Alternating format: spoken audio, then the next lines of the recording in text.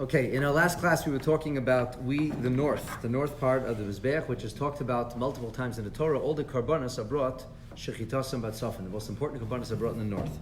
We talked about something called Beit Habechirah, which is the area, these kind of stands upon which the animals would be skinned and flayed. We talked about an area called Makom HaShulchanos, the place of the tables. There were marble tables and there were golden tables, and that was the butchering area, where the animals were dismembered and cut into the pieces so that they might be brought as a korban, as an offering. The one thing we haven't talked about at all is where and how did they actually slaughter the animals. So, we talked about this last time. This will be an aerial view of what we think the Beit Hamikdash might have looked like.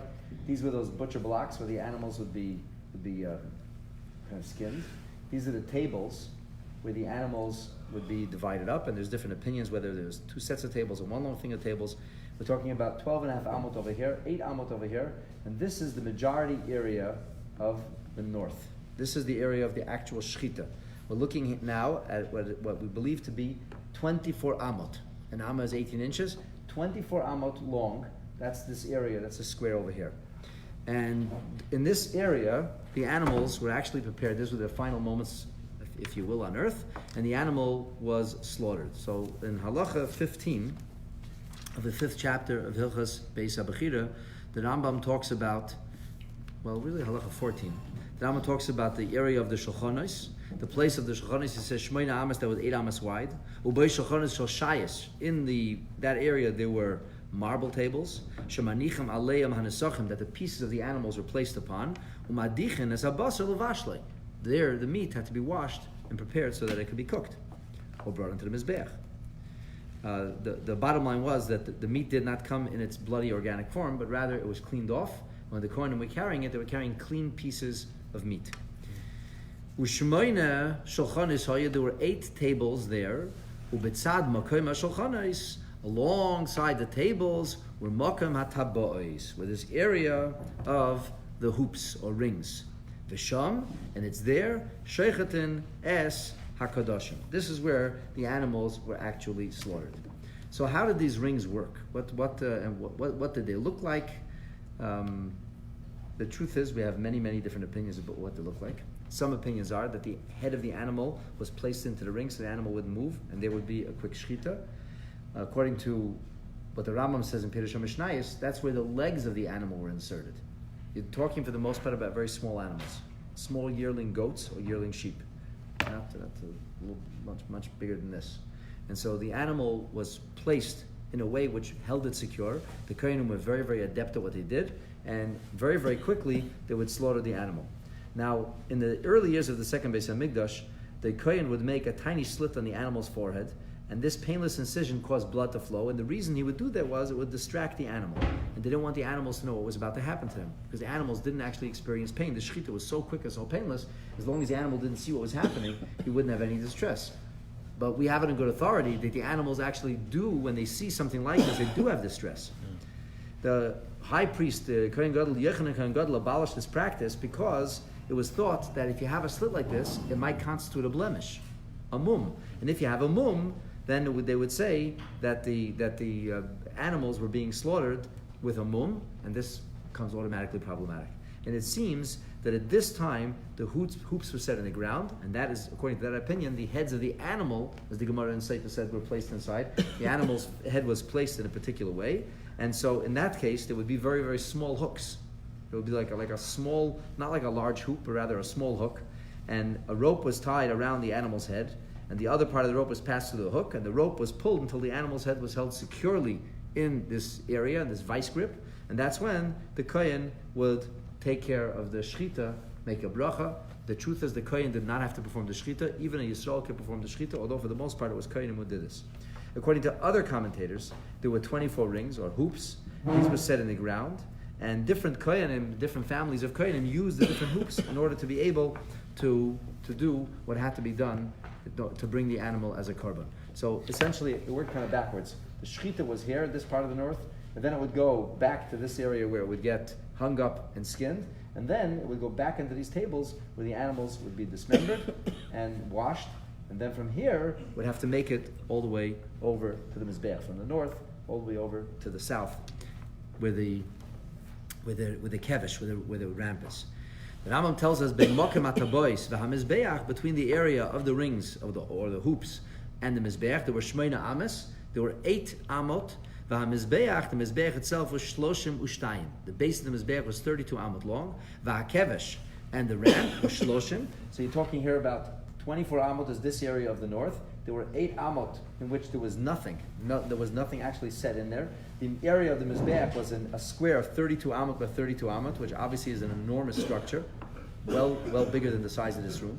And then the kevesh, which is this ramp that would be headed up on the south side, that would be 30 amot long. Ben kevesh ulakaisel droimi, and between the kevesh and the south wall of the Beis Hamikdash, the outer wall of the Beis Hamikdash, shtei mesei ames, we're talking about 12 amot. So there are 12 amot between the outer wall here, 12 amot. Here goes the kevesh. Here's the mizbeach. We have the rings or the hoops, the tables, and the butcher block. And essentially, this is what the entire strip called Ezrat Kohanim, the area of the Kohanim, looked like. This entire area was used essentially only for the preparation and bringing of the actual korbanot. And this concludes the area of the north. And Rambam tells us this whole area is called north. So when it says Shchitas and Batsafan, it's always referring, this is the proverbial northern area where the korbanos were prepared. And from here, Be'ezrat Hashem, in our next class, we'll go on to speak about the offices, but this will finish off quickly. From the north wall until the Azara, of the Azara until the Kaisla Mizbeach, which is an area of Shishim Umechza, Ukenegda Mikaisla Ulam at Kaisla Mizrach Azara, there was an Eirech of Shishim Veshivim. So the Rambam is now giving us a round of 67 amot in this whole area, which is called the north side. Kol hamaruba hazeh. This whole area. Imagine you have this whole area could be kind of blocked off. This whole area, hu anikrat tzafin, hu hamakim. That is the place that the Torah speaks about, and the Mishnah is found in copious places. Sheshechtem bay kodshe kodashim. And with this, we conclude the discussion of the north. And the Rambam, going forward in Halacha 17, will now begin to speak about the Lishakes, which were Be'ezas Yisrael, the different offices which are in Ezas Yisrael. Ezas Yisrael is the immediate area that is due east, of this area. This is on the west, this is the east. The Kotel would be somewhere back there. And this area above the stairs is all Ezrat Kohanim. This is the Tzafon we talked about. This would be the Duchan, these are the stairs that are going down. And this area, between the major wall which separated the Azara from the Ezrat Nashim, this, what looks like a slender area, but actually was good to see, not as small as it looks here in the aerial picture.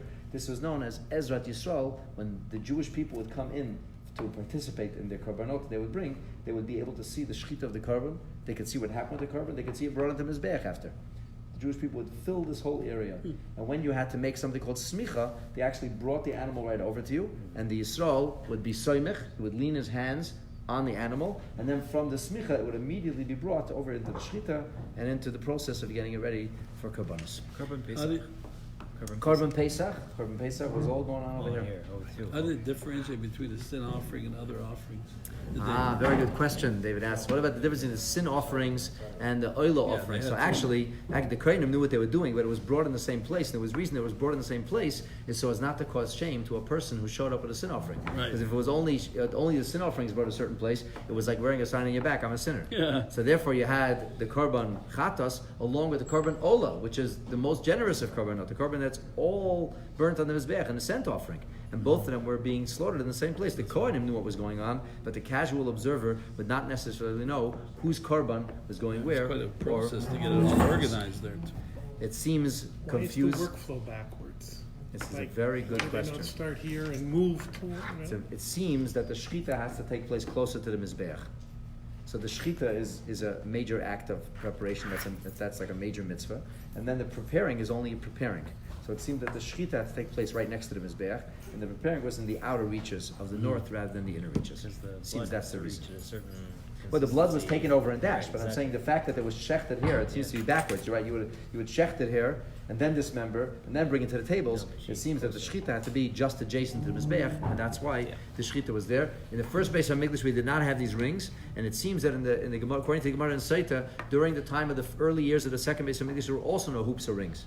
It was a bit large open area with Kohanim actually holding the animals down, And only later, Yochanan Kohen Gadol instituted this system with the hoops, which would make it, the shechita, more sturdy, more reliable, and the animal would be able to be contained, and he wouldn't have to see what's going on. Okay? To be continued. Somebody's got to hit that button. Always finish.